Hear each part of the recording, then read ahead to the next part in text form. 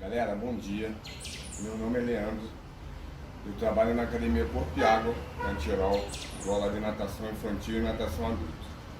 Diante desse momento que todos nós estamos passando, né, e através da nossa sabedoria que a gente adquire no nosso curso, nas nossas vivências de trabalho, eu vou mostrar para vocês aqui que a gente pode sim cuidar dos nossos alunos, das pessoas. E o mais importante no momento é a gente cuidar dos nossos familiares.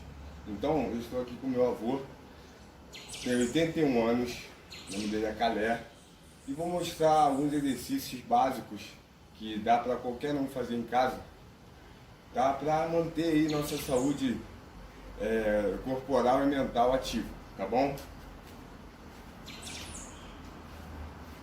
Vai pegar o cano, separa um pouquinho mais aqui. Vai, fortalecimento de ombro, leva lá atrás, lá na frente. 1, 2, 3, 4, 5, 6, 7,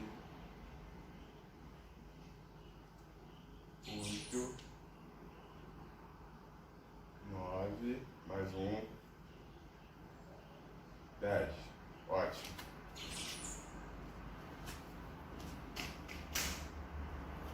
Agora, usando um halter de 1 ou 2 quilinhos, a gente faz o desenvolvimento fechado.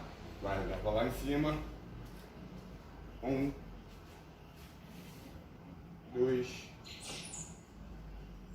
3, 4, 5, 6, 7, 8, 9, mais um, 10. Perfeito. Agora, usando uma bola, ele vai jogar a bola na parede e vai pegar novamente. Vai. 1, 2, 3, 4, 5, 6, 7, 8,